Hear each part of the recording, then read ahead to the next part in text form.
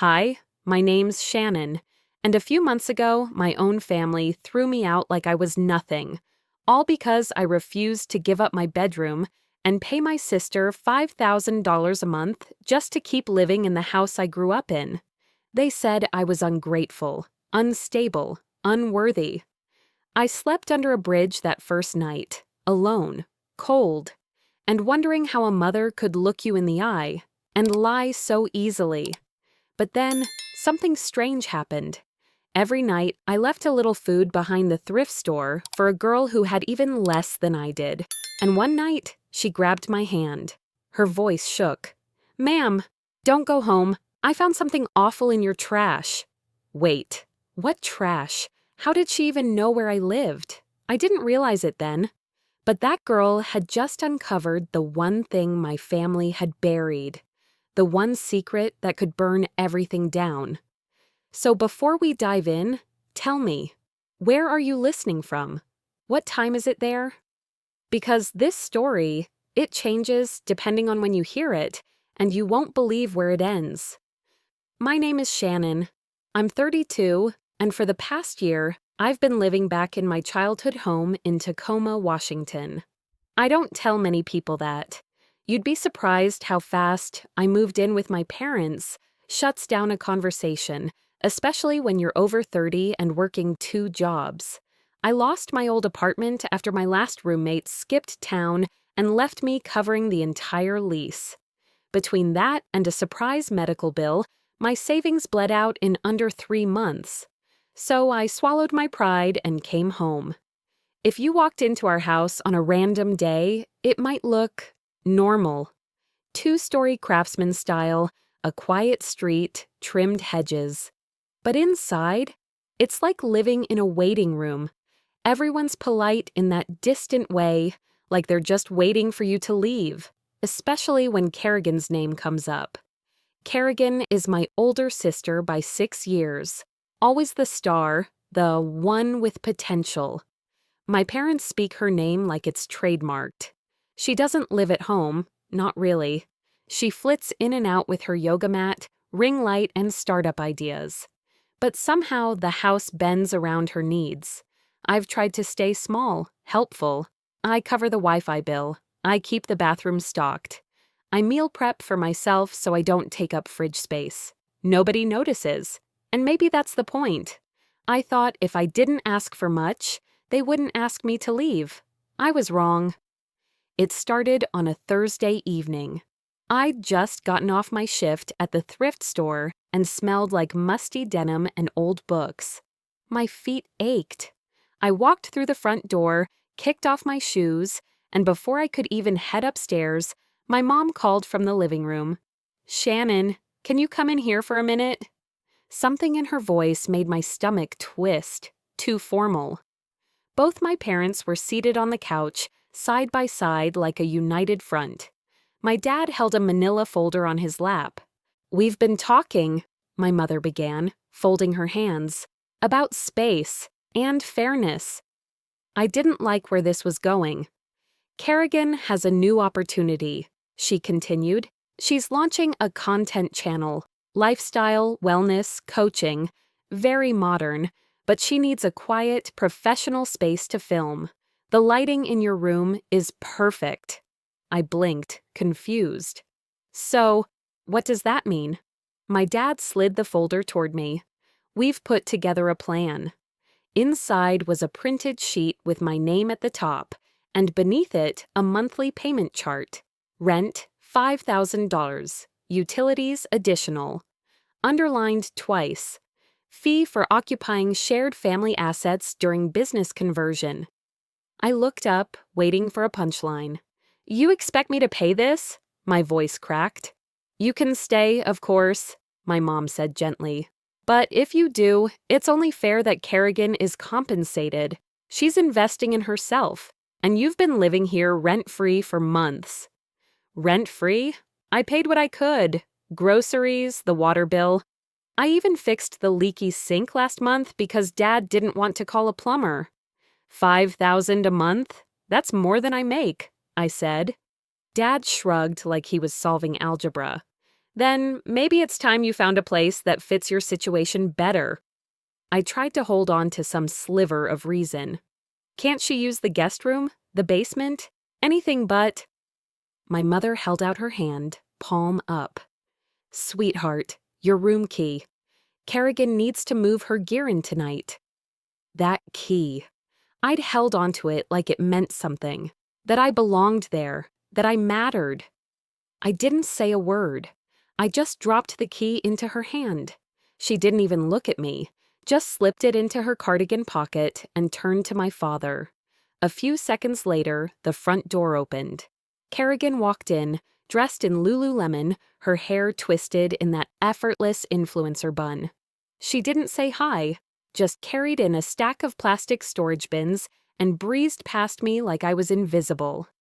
Mom smiled at her. Your room's ready. Your room. I stood there, rooted to the spot. We've cleared some space on the couch for you, Dad said, but it's temporary. Might be best if you start looking for something more long-term. I couldn't speak. My body moved on its own. I went upstairs, grabbed a duffel bag, stuffed in clothes, my toothbrush, charger, and the book I'd been reading. I didn't even sit down. I just zipped it up and walked out. The air outside was sharp, early spring in Tacoma, not quite warm enough for comfort. I walked past the porch, past the car Kerrigan never drives but parks there anyway, and kept going. No one came after me. I made it to the end of the block before the tears came, not sobbing, just steady drops down my cheeks. I didn't wipe them away, because for the first time I truly understood. I wasn't part of that family anymore. Maybe I never had been. I didn't look back. The wind picked up as I walked north, cutting through my jacket like it wasn't even there. Streetlights flickered in and out along the sidewalk, making the trees look like they were swaying underwater. My duffel bag bounced against my hip with every step. It wasn't heavy in pounds, it was heavy in what it meant. A single bag. That was all I was allowed to carry out of a life I'd spent 32 years building. My parents hadn't hesitated. That was what haunted me the most. Not the demand, not even the price tag, but the calm in their voices. The way my mother pocketed the key like she'd been waiting for that moment. They weren't angry. They weren't even sad. They were resolved. It's better if you find somewhere else. That sentence hit like a slap that never stopped stinging. I reached into my coat pocket for my phone. 10% battery. I called Jess, my shift lead at the store, thinking maybe, just maybe, she'd have a spare couch. It went straight to voicemail. I didn't leave a message. What would I even say? Hey, Jess, got evicted by my family. Mind if I crash with your dogs and your boyfriend who never smiles? The thought of going back crossed my mind. But then I pictured my dad's sigh, my mom's tight smile, Kerrigan's boxes piled high like she was moving into her own little empire. Shame rose like bile. I kept walking. Tacoma at night has this eerie quiet to it. Not silence exactly, more like a hum. The kind of sound that makes you feel like the city's watching you, but doesn't care enough to speak. Eventually, I found myself near South 19th, right by that old rusted overpass I'd driven past 100 times and never once noticed. But tonight, I noticed. Tonight, it was a roof. There was no one else there, or at least no one visible. I ducked underneath and sat down slowly, like my body still wasn't sure this was real. The concrete was colder than I expected, damp. My breath clouded in the air in front of me. I pulled my jacket tighter and wrapped the duffel strap around my wrist like that would keep it, and me, safe. That first night, I didn't sleep much. Every car that passed overhead sounded like thunder. I jumped at every footstep, every shifting shadow. My heart pounded like it had forgotten how to calm down. At some point, I started crying, not loud, not sobbing. Just tears slipping out, hot against my frozen skin. I turned my face into the crook of my arm and tried to stay silent. It wasn't the sleeping outside that broke me. It was knowing the door that shut tonight wasn't a stranger's door. It was my family's. And they didn't even flinch. The next morning, I walked to work like nothing had changed. I used the staff bathroom to wash my face, ran a wet paper towel under my arms, and combed my hair with my fingers. There was a change of clothes in my locker. Thank God I kept a spare outfit there, just in case. No one asked why I looked tired. No one asked why I smelled faintly of mildew and asphalt. That's the thing about working retail. Everyone's fighting a silent battle, and most of us learn not to ask. The days blurred together. I'd work my shift, smile at customers, sort through boxes of donated clothes. Then I'd head back to the underpass, sometimes grabbing a day-old sandwich from the break room donation bin. I wasn't surviving, I was floating, drifting between hours, breathing because it was automatic. Then one night, something changed. I was crouched near the edge of the overpass, setting down a small paper bag with a turkey sandwich and half a muffin when I saw her. At first, I thought she was a bundle of rags, but then I saw movement, slight, guarded. A girl, maybe 13, curled under a blanket so thin it looked like tissue paper. Her eyes locked onto me, wide, wary, like an alley cat waiting to see if I'd throw a rock or a scrap. I didn't say anything, just left the bag within reach and stepped back. She didn't move at first, not until I sat down on the opposite side and looked away. Only then did she dart forward, grab the bag, and scurry back into the shadows. The next night, she was already there, sitting up, watching me. I approached slower this time, same routine, food in a paper bag, no questions. But this time, as I placed it down, she spoke. "Why are you here?" Her voice was barely above a whisper. "You don't look like the others." That question hit harder than I was ready for. I sat down, cross-legged, and rubbed my hands together for warmth. "Just had a rough night at home." She tilted her head like she didn't buy it. Sometimes your family throws you out long before they actually push you out. I stared at her. This girl, half my age, with nothing but a wet blanket and 2 thin socks, had just put words to something I hadn't dared admit to myself. She didn't ask for my name, didn't offer hers. Just unwrapped the sandwich and ate quietly, like she'd done this 100 times before. Over the next week, we built something like a routine. I'd bring her whatever leftovers I could find. She'd accept them with a nod, sometimes a quiet, "Thanks," nothing more. One night, she told me her name, Leora. She never begged, never asked for extras. She had this quiet pride about her, this dignity that most people wouldn't see. But I saw it. I started looking for her. Not just because I worried, but because, somehow, her presence made the nights feel less like punishment. She reminded me that resilience doesn't always roar. Sometimes it's a girl in a torn hoodie who still says, "Thank you." One night, a storm rolled in fast. Pacific Northwest weather never asks for permission.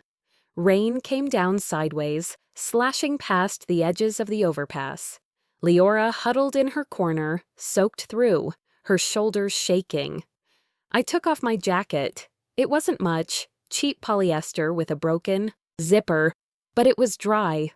I crossed over, knelt beside her, and draped it over her shoulders. She looked up at me like I'd handed her the moon. When she whispered, "Thank you," I didn't know that one day she would save my life. Leora's "thank you" still echoed in my head as the sky above us began to lighten into a soft gray.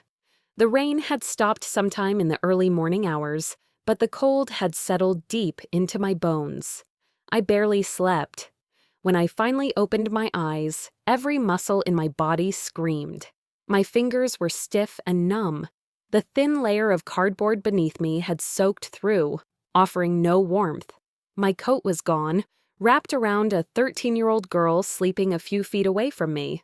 I moved slowly, trying not to wake her, and sat up against the concrete wall. I exhaled into my hands, letting the heat of my breath warm them just enough to move. Each breath came with a sharp sting.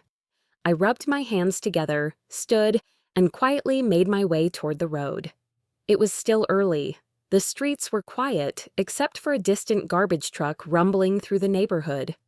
As I passed a storefront window, I caught a glimpse of my reflection. Hair tangled, eyes hollow, skin pale.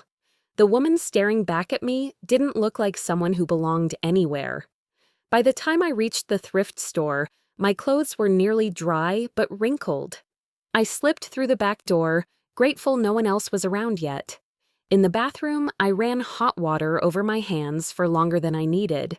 The heat bit at first, then softened into something almost human. I washed my face, smoothed down my hair with wet fingers, and took a deep breath. Mrs. Delaney, my manager, arrived 15 minutes later. She glanced at me as I straightened up from organizing a bin of shoes. "You all right, hun?" she asked casually, not pressing, not judging, just offering a thread of concern. "Yeah," I lied. "Just tired."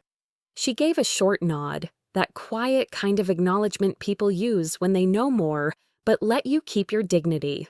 I appreciated her for that. The day passed slowly. I folded shirts, sorted coats, smiled at customers. On lunch, I nibbled at a half sandwich from yesterday's donations, sitting alone near the loading dock. The sky was starting to clear by the time my shift ended. I changed into a dry shirt from my locker and packed a few day-old sandwiches in a bag before heading back. By the time I got to the underpass, the sun was dipping low behind the hills. Leora was already there, sitting with her knees tucked to her chest. When she saw the bag in my hand, her face flickered, just for a second, with joy before she caught herself and went back to neutral. I handed her a sandwich without a word. We sat side by side, not quite touching. She ate slowly, tearing off small pieces, chewing carefully. Her silence wasn't awkward, it was safe.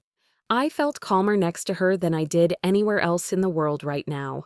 2 days passed like that. Work, walk, sit, share food, stay quiet. It was a rhythm, and for a while it was enough. Then everything changed. I left the store early that afternoon. Mrs. Delaney had sent me home after noticing how pale I looked. I didn't argue. As I approached the underpass from the far side, I slowed. A silver sedan sat parked half a block away. I froze. Even from a distance, I knew the shape of that car, knew the dent above the front wheel, the faded dealership sticker on the rear bumper. It was my parents' car. I ducked behind a concrete pillar, heart pounding. I peeked out just as the driver's side door opened and Kerrigan stepped out, sunglasses on despite the cloudy sky. She looked annoyed, checking her phone. A moment later, my mother emerged from the passenger side, arms folded tightly, scanning the area. "She couldn't have gone far," my mother said, her voice sharp. "She'll come crawling back eventually." Kerrigan sighed. "We need her signature, Mom. Dad said we can't move forward unless she signs it." Signature? My skin went cold. What did they need me to sign? What were they planning? I crouched lower, panicking. Leora, somehow already alert, moved beside me and gently pulled her tattered blanket around both of us. "Stay low," she whispered. My mother's voice carried again. "Let's check the other street. Maybe she's holed up near the old auto shop." They walked back to the car, frustrated. A moment later, the engine roared and they drove off. I stayed hidden for another full minute before I stood, my legs shaking. Leora didn't ask questions. She simply looked at me and said, "They're looking for you." I nodded, heart racing. "My sister wants something," I said quietly. "She always gets what she wants. And my parents, they help her get it." Leora didn't push. That restraint, her quiet knowing, it steadied me more than anything. She didn't demand my story. She just made space for it. That night, I couldn't sleep. The wind had picked up again. I'd given Leora my blanket earlier, and I didn't want to take it back. I sat with my back to the wall, watching cars blur past on the bridge above us. Then footsteps, unsteady, heavy. A man appeared from the far end of the underpass, stumbling toward us. He was tall, older, probably in his 50s. His jacket hung loosely from one shoulder. He muttered something incoherent.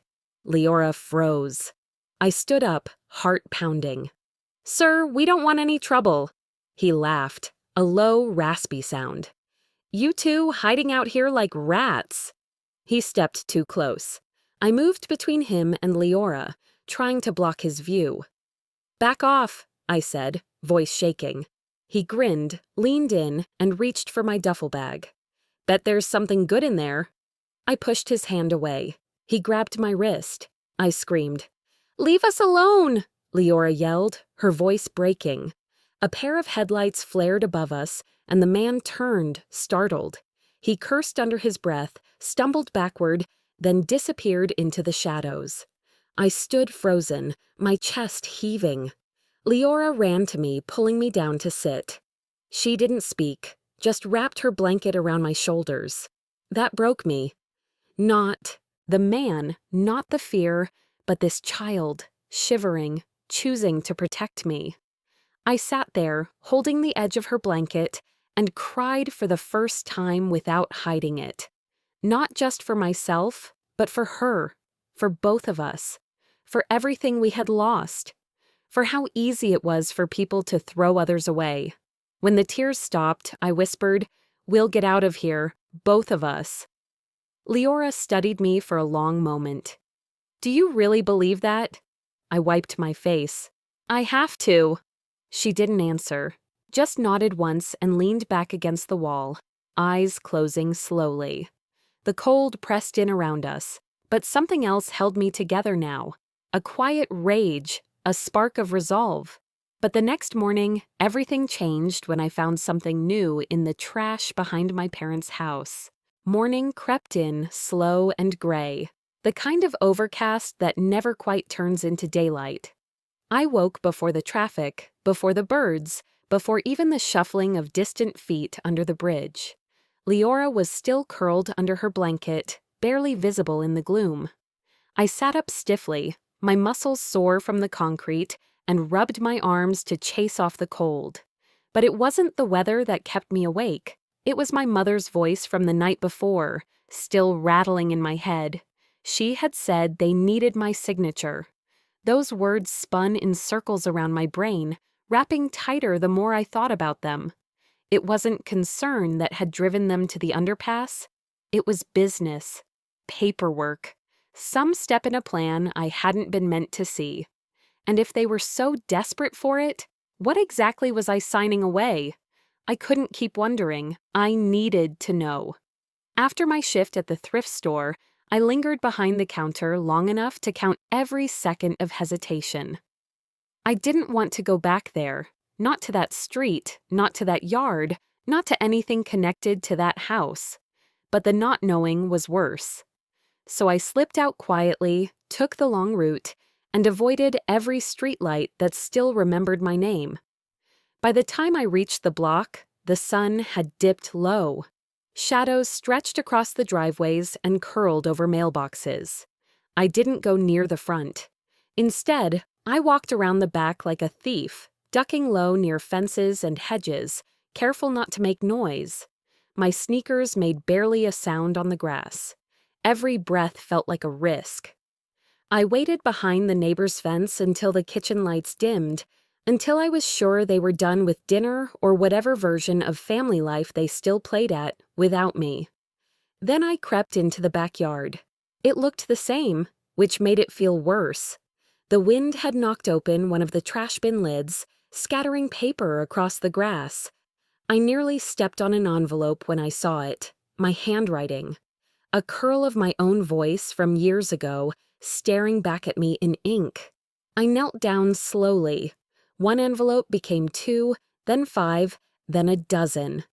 My name was on all of them, and I knew, instantly, I had written every single one. Letters from college full of confusion, hope, fear, pleas for encouragement, updates I thought they'd cared to read, words I sent from dorm rooms and empty library corners, back when I still believed in our bond. They hadn't misplaced them, they had thrown them away. I picked them up with shaking hands. My throat burned. This wasn't just carelessness. It was a message, one they never said aloud. You were always temporary. You were never worth keeping. As I gathered the last of the torn envelopes, something else caught my eye. Something heavier, tucked beneath the papers. A document in a plastic sleeve tucked under a pizza box, just barely poking out. It smelled faintly of my mother's perfume. I opened it, and I stopped breathing. It was an insurance policy with my name on it. I blinked, thinking it must have been old, something from years ago.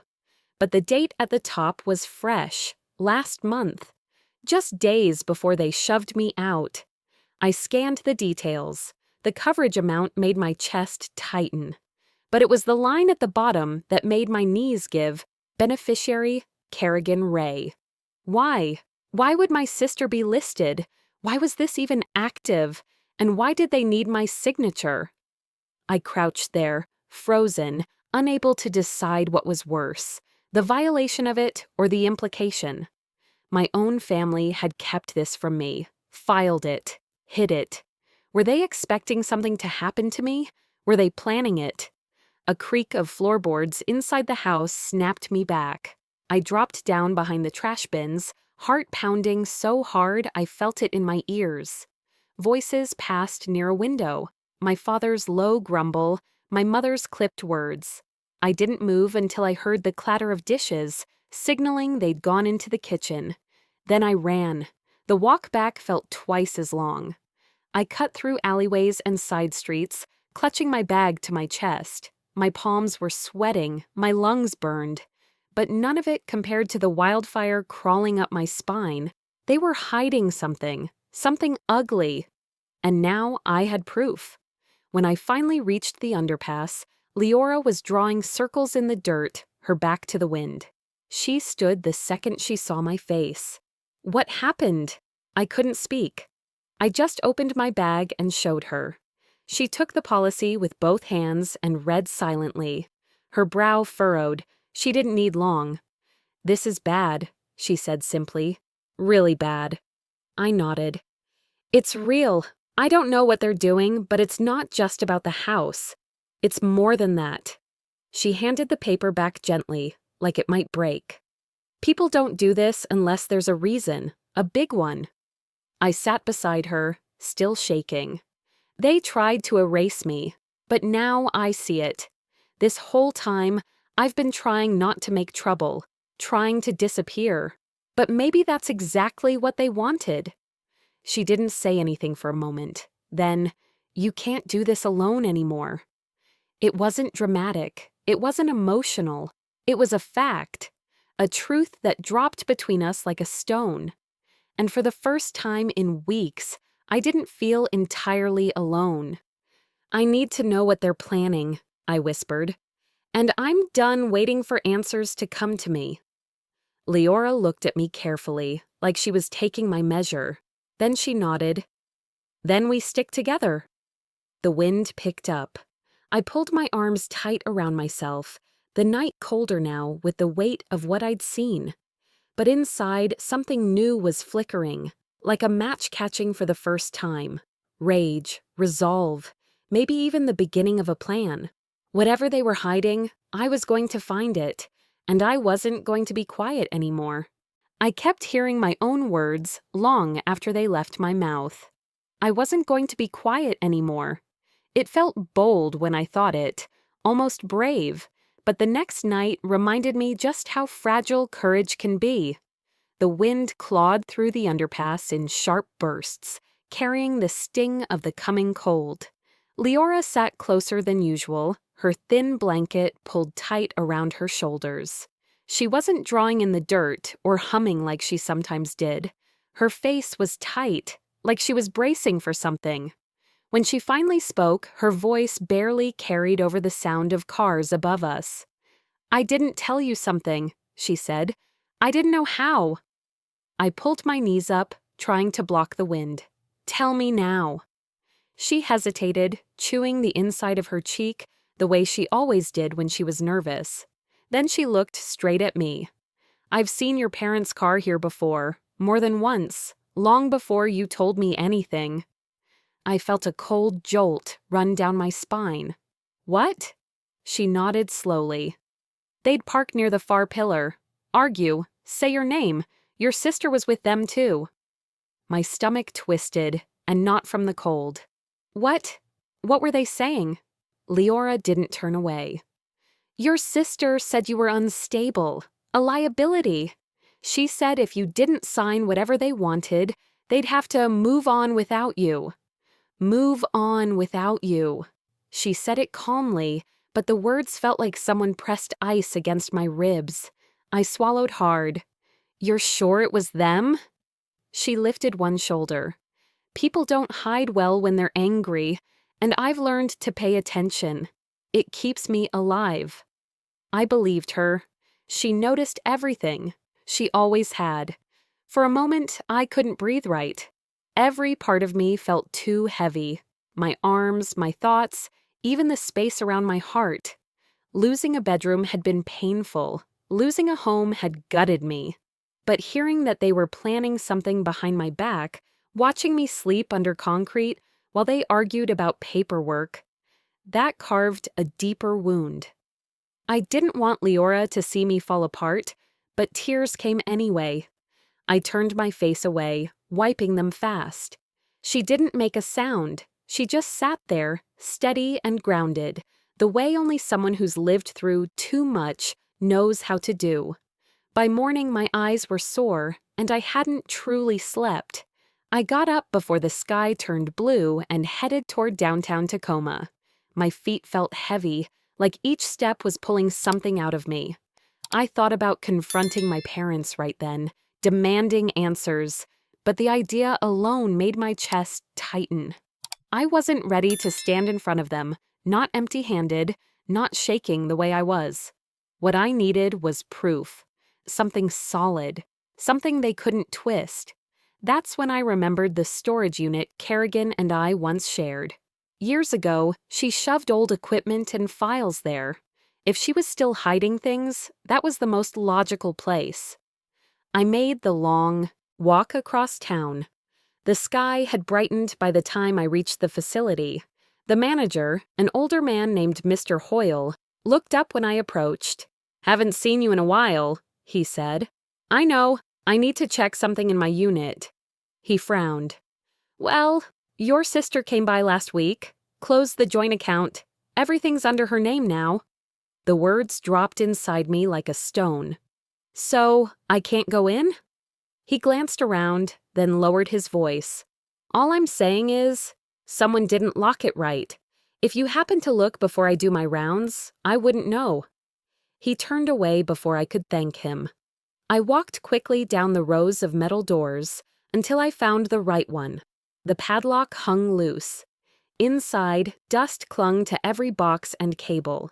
The air smelled like cardboard and old electronics.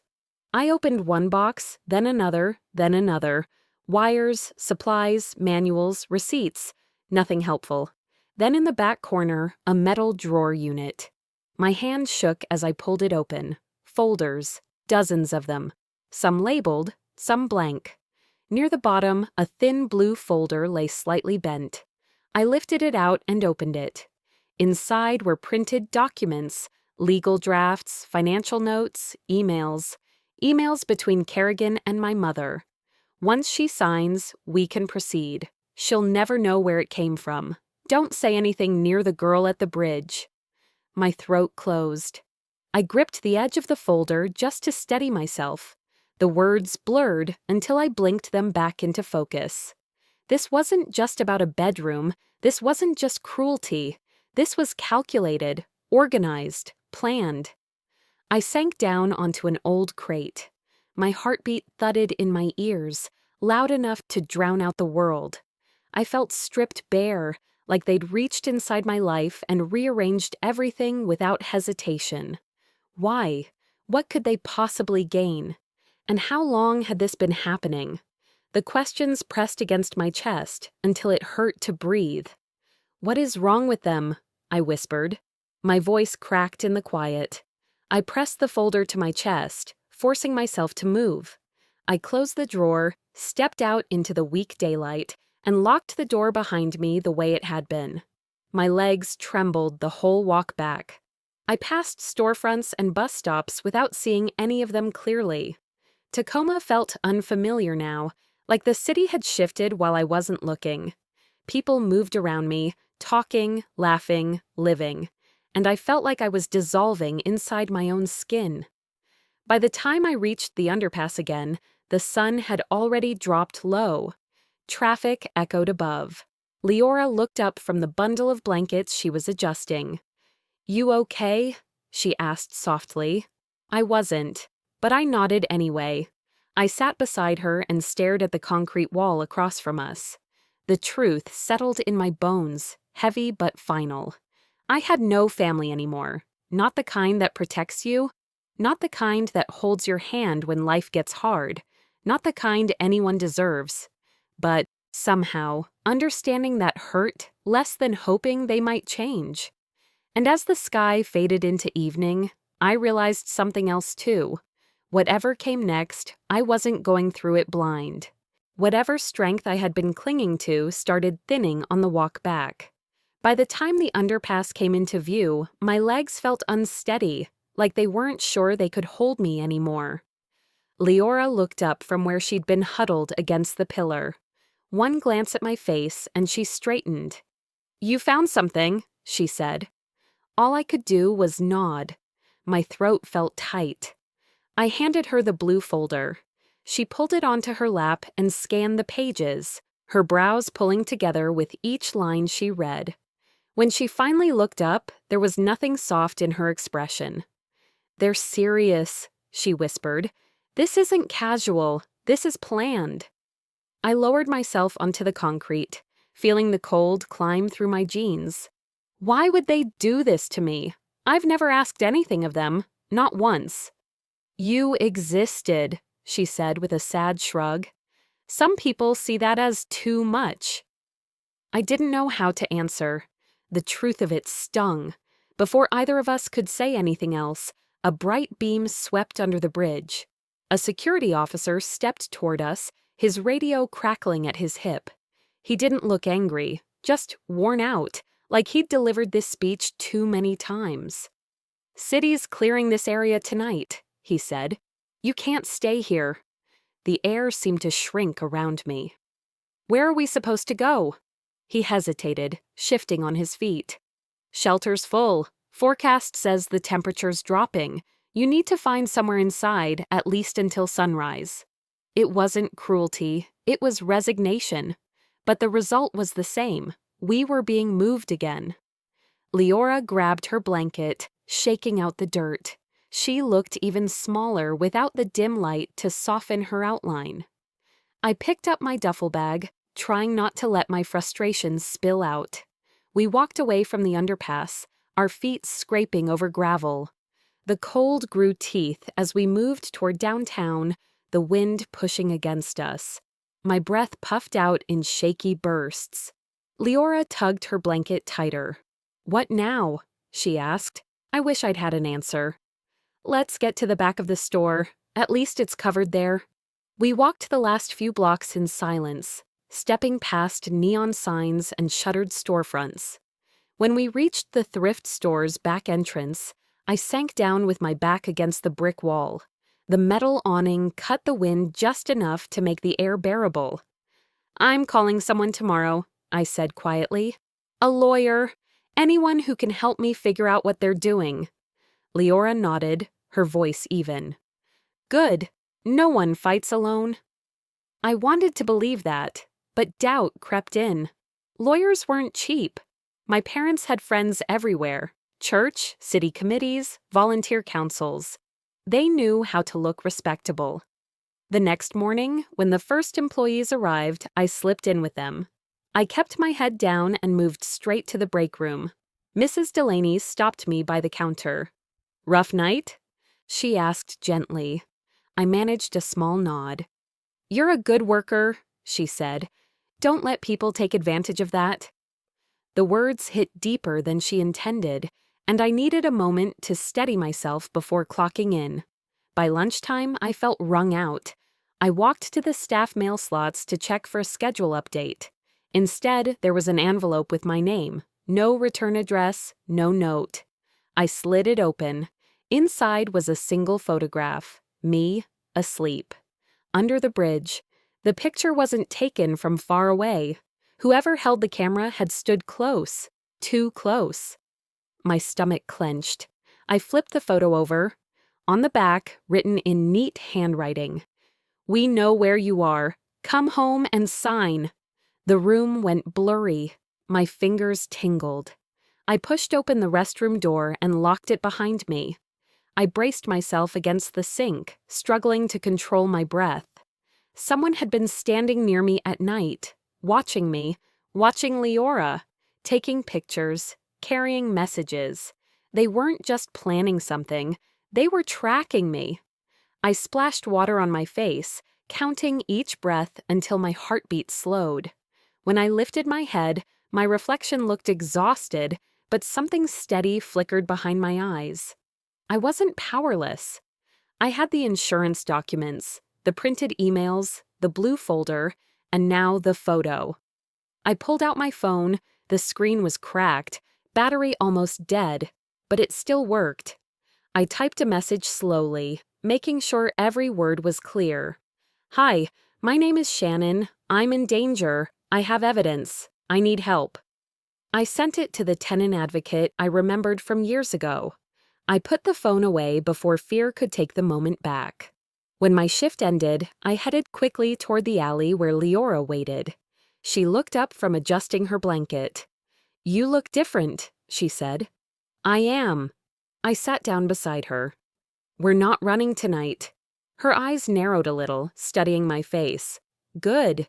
They think you're weak. That's their mistake." I touched the edge of the envelope in my pocket, feeling the photo inside it. "They're not hiding anymore," I said, "and neither am I." Night settled over Tacoma in slow layers, pressing the cold closer to the ground. Leora shifted nearer for warmth, and I leaned against the brick wall, my breath forming thin clouds in the air. The streetlights buzzed above us. The alley was quiet, too quiet. And as we sat there, gathering what little courage we had left, I noticed something I'd missed before. The faint crunch of footsteps not too far away. Steady, careful, getting closer. Whoever it was, they weren't trying to stay hidden this time. And that single thought sent a cold line down my spine. The wind slid under the awning and rattled a loose piece of metal above us. Leora edged closer, her eyes fixed on the dark lot behind the thrift store. I tried to steady my breath, reminding myself that the lawyer had answered earlier that evening. He wanted to see the documents first thing in the morning. For the first time in months, I had something that resembled help. Real help. But hope can make noise, and noise invites the wrong kind of attention. Around midnight, Leora gripped my sleeve. "Right there," she whispered, "by the fence." At first, I didn't see anything. Then a shape separated itself from the shadows. Tall, still, watching us the way people watch something they already feel entitled to. The person didn't shift or pretend to look elsewhere. They stood in the open, as if waiting. My heartbeat pressed hard inside my ears. "Stay behind me," I murmured. "They're not leaving," she whispered back. The figure stepped forward, and the pale streetlight caught his face. It was my father. Only this version wasn't the man who used to fix my bike or hum while grilling on summer weekends. His expression held a coldness I had never seen before, like all the warmth I remembered had been peeled away and replaced with calculation. He walked toward us with the steady confidence of someone who believed the world answered to him. "What are you doing out here?" he asked. His voice carried that familiar, practiced concern, the kind he used on church committees and neighbors. "It's freezing. You shouldn't be out in this." "You came here on purpose," I said, my voice barely holding together. He glanced at Leora as if she were an inconvenience. "This isn't her business. Come home, Shannon. Sign the paperwork. Once you do, everything can settle down." Settle down. As if that phrase could scrub away the mess behind it. I took a careful step back. "I'm not signing anything." Something like annoyance flickered across his face. "Your sister said you'd be difficult." The words felt like a slap. My throat tightened. "If you don't leave right now, I'm calling the police." He shrugged. "You really think they'll take the word of someone sleeping behind a thrift store? Be reasonable." He didn't raise his voice. He didn't threaten outright. He didn't need to. He relied on the power of disbelief, on the idea that no one would ever imagine him capable of anything cruel. And for most of my life, he had been right. But something inside me shifted. I squared my shoulders. "You shouldn't have followed me," I said quietly. "You shouldn't have pushed me either." The words surprised even me. They were solid. They didn't shake. He paused. For a second, I could see him trying to decide which version of himself to use next, the gentle manipulator or the irritated parent. Instead, he leaned in slightly and said, "You don't have much time left. Kerrigan already has everything arranged. She said you'd break once things got tight." Leora gasped beside me. Every muscle in my body went still. Everything arranged. Not much time left. Break. He realized too late that he'd said more than he intended. His jaw tightened. "Come home," he said again. "Don't make this harder." "No," I whispered. A car engine revved from somewhere beyond the alley. He turned, walking away with the same calm he arrived with. A door slammed. Tires squealed. Then he was gone. Leora grabbed my arm, her fingers cold. "He wasn't here to talk. He was checking your fear level." "Well, he got his answer," I said, though my voice trembled. But beneath the fear, something else had taken root, a steadier kind of clarity. If they were desperate enough to chase me into dark corners of the city, then I had something they needed, and that meant I was no longer as powerless as they thought. I checked my phone, 4% battery left. One unread message from the lawyer: "Bring everything. Do not go home. And do not meet with anyone alone." My throat tightened. Someone finally believed me, without hesitation or doubt. "I'm going tomorrow," I told Leora. "This ends." But Leora shook her head, her eyes suddenly wide. "Not tomorrow." I frowned. "Why not?" She turned her chin toward the sidewalk. "Because you're not done with tonight." Following her gaze, I froze. A second figure stood under the next streetlight, smaller, shoulders drawn back with tension, her stance sharp enough to cut. Kerrigan. Her hair was pulled tight, her face hard. She didn't say a word. She didn't have to. She just stared at me with a look that carried years of entitlement and something colder, intent. Then she lifted her hand and traced her thumb slowly across her throat. The gesture was calm, deliberate, final. Leora backed so far she hit the brick wall behind us.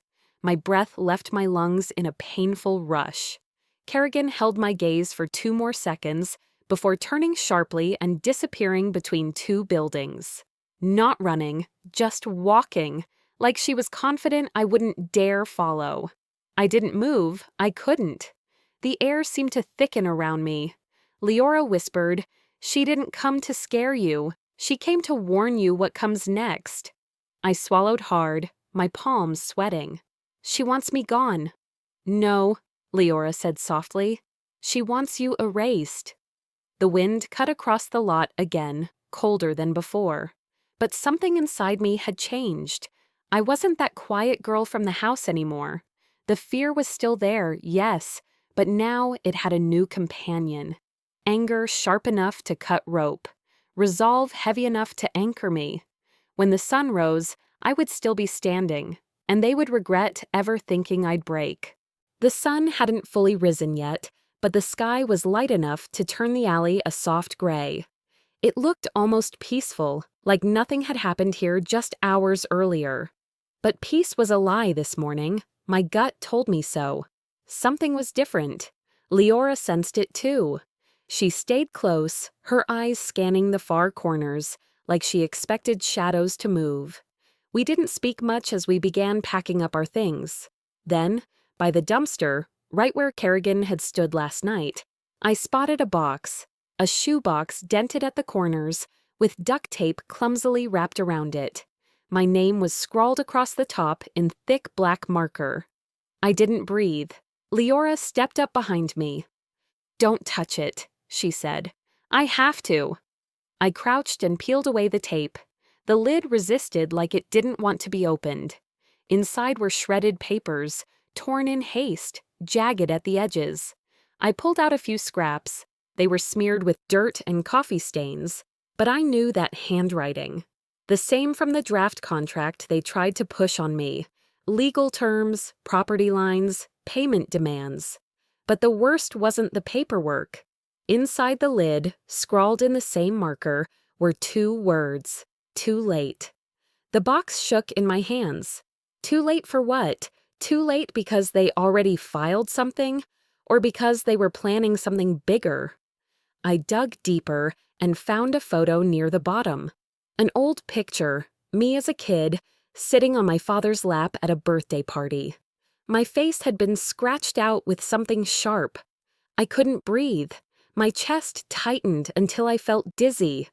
Then I saw it, a crumpled document with part of a filing header still visible. I smoothed it out and read the date, yesterday. The paperwork wasn't just about money. It was a legal petition.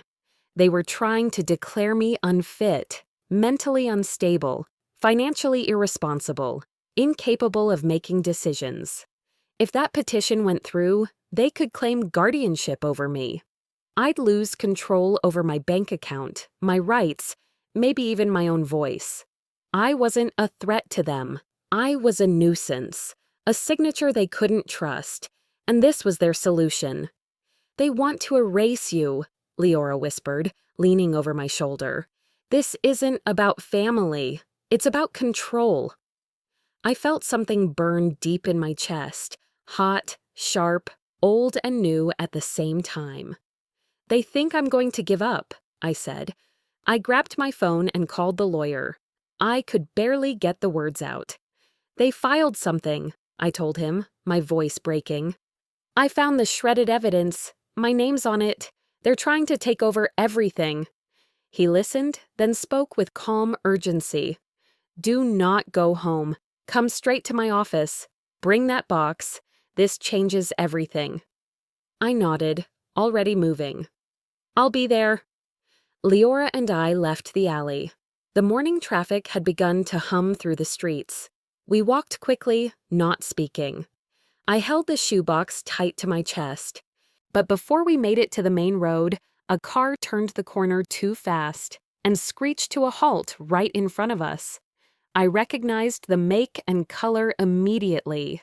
The door flung open, and my mother stepped out. No tears, no fake warmth, just fury. "Do you even understand what you're doing?" she snapped. My whole body froze, that old instinct kicking in, the one that said, "Stay quiet, don't provoke, survive." But then Leora's hand touched my arm, steady, grounding. A reminder that I wasn't a little girl anymore. "I know exactly what you're doing," I said. Her eyes narrowed. "Your sister worked herself to the bone for this family. And you, after everything we gave you, you're willing to destroy it all over a disagreement?" "It was never about a disagreement," I said. "It's about lies." She reached into her purse and pulled out a manila folder. "You were supposed to sign this. Kerrigan rewrote the contract after you ran off." She opened it, holding it like proof of her innocence. My eyes scanned the page, and my stomach dropped. It was the same contract, only now My signature was on it. Except I hadn't signed anything. "That's not mine," I said, voice trembling. "It had to be done," she said, not even blinking. "You forced our hand. You forged my name." Her lips pressed into a thin line. "We did what was necessary." My heart slammed against my ribs. "You followed me. You shredded evidence. You filed court papers behind my back, and now you're forging my signature?" "You always make everything more complicated than it needs to be," she said coldly. "Why can't you just cooperate?" I took a shaky step back. Leora moved in front of me, chin up. "You need to leave her alone." My mother looked her over, eyes dripping with disdain. "You're defending her? You don't even know her." "She's never lied to me," I said, stepping forward again, "which is more than I can say for either of you." My mother pointed a trembling finger at me. "Come home, now, before this gets worse." I straightened my back. "No." Her face twisted. "You're ungrateful." The words hit, but this time they didn't stick. They slid off me like old tape. I finally saw them for what they were: tools, weapons she used to keep me small. "I'm going to the lawyer," I said, voice steady now. "And I'm bringing everything." She stepped toward me, but I backed away. "You forged a legal signature," I said, louder this time. "That's a crime." Her face faltered, just slightly, but it was enough. Enough to know she was afraid, and enough to know I had power now. We didn't wait for her response. I turned and walked, fast, not looking back. Leora kept pace beside me, silent but strong. Half a block later, my phone buzzed. A new message from the lawyer. "Do not come alone. The judge wants to see you immediately." The words on the screen felt heavier than anything I'd carried these past few weeks, including that shoebox, including the shame. I looked over at Leora, who was still walking beside me, matching my pace like she always did, like she had since the day everything broke. I didn't speak. I didn't have to. She could see it on my face. By the time we reached the courthouse steps, the city had started to hum awake. Cars passed, honking faintly. A jogger crossed the intersection with headphones on. The world looked the same, but inside me, something was shifting. My knees shook. I tightened my grip on the box like it could keep me standing.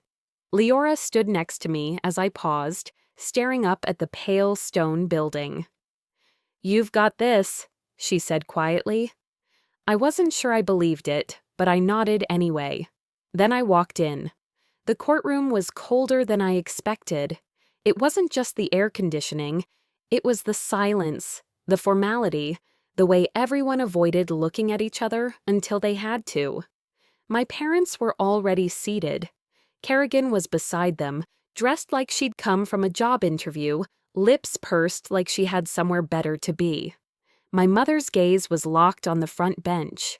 My father didn't look up, not once. I sat across from them, the box resting on my lap. The lawyer I'd only met once in person leaned over and whispered, "You're going to be okay. We have everything we need." I gave a small nod. That word, okay, didn't mean what it used to, but it would have to do. The judge entered. A tall woman in her 60s with gray streaks through her bun and eyes that missed nothing. She took her seat and, without much ceremony, looked directly at my parents. "According to the filing, you're alleging that Ms. Landry is mentally unfit and financially irresponsible, and therefore requires family guardianship. Is that correct?" My mother stood, smoothing her skirt. "We were only trying to help her, Your Honor.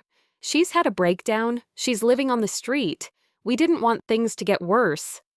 "And the financial agreement?" the judge asked. "The one requiring her to pay $5,000 per month?" "She agreed to it," my mother replied smoothly. "Verbally. She was unstable.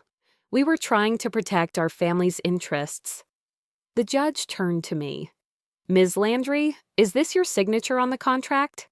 I didn't hesitate. "No, and they know that." My lawyer stood and opened the box. Your Honor, this contains torn drafts of the agreement, with varying handwriting and inconsistencies in the signature line. There are notes in the margins that suggest pressure tactics. We also found these items discarded near the parents' property. We believe these documents were destroyed in an attempt to cover up forgery. He placed several pieces on the bench. The judge's eyes narrowed as she sifted through them, silent for a beat too long. Then she asked, Mr. and Mrs. Landry, did you file a petition for guardianship without notifying your daughter? My father shifted, voice barely audible. We thought she needed guidance. By removing her legal rights? She clarified. Neither of them answered. My lawyer leaned in again, this time placing a flash drive in front of the court clerk. There's one more thing, a security recording from the thrift store where Ms. Landry works. It was captured the night she was evicted from the family home. The judge nodded. The bailiff dimmed the lights. The video wasn't long, less than 30 seconds. The image was grainy but clear enough. My parents' driveway, their voices. She'll do what we say, my mother said. She has nowhere else to go. Kerrigan's voice followed. And if she doesn't, she'll break, finally. In the silence that followed, my stomach twisted. The judge didn't look up right away. Then she spoke, her voice flat but cutting. This is not a civil disagreement over property. This is coercion. This is manipulation. And if proven, this may be criminal. My mother stood, flustered now. You don't understand. She owed us. She lived in our house for free. She never contributed. She survived, the judge said firmly. And from the looks of it, she survived you. Kerrigan snorted. She's acting like a victim. Quiet, the judge snapped. This is not a performance. My father finally lifted his eyes. They were bloodshot, tired. We just wanted control, he said, barely above a whisper, like a confession meant for no one but himself. That was it. The truth they never thought they'd say out loud. The courtroom was silent for a long beat. Then the judge turned to me. Ms. Landry, you are an independent adult. Their petition is denied. The financial contract is invalid. The forged documents will be referred for investigation. If you'd like to pursue a restraining order, you have the right to do so. I opened my mouth, but nothing came out. My breath caught. My eyes burned. Leora squeezed my hand beside me. You're free, she whispered. Free. A word I never thought I'd hear and believe it meant me. I looked at them one more time, my mother, pale and furious, Kerrigan, deflated and bitter, my father, small in his silence. I didn't feel joy. I didn't feel victorious. I felt done. Outside the courthouse, the sun had pushed higher, casting soft gold against the stone steps. I took a deep breath and sat down on the edge of the planter while Leora stood beside me. You did it, she said gently. I don't know what I feel, I replied. That was your family, she added. I nodded slowly. But they were never home. We started walking toward the bus stop. I held the shoebox in both arms. Not because I needed it for court anymore, but because it was proof of everything I'd survived. After a few blocks, I reached in and pulled out the photograph again. The one from years ago, where my face had been scratched out. I held it between my fingers. Then I folded it in half, slid it into my coat pocket, not to mourn it, but to remember who I used to be and who I refused to become again. Leora glanced at me. So, what now? I rebuild, I said, on my own terms. No more playing roles they gave me. No more shrinking to fit inside their expectations. She smiled. That sounds like something worth fighting for. The wind picked up, brushing across my face. Tacoma still looked the same. Sidewalk cracks, honking cars, people rushing to beat the traffic light. But something inside me had shifted. As we crossed the intersection, a quiet thought slipped in like sunlight through clouds. My story wasn't ending here. It was finally beginning.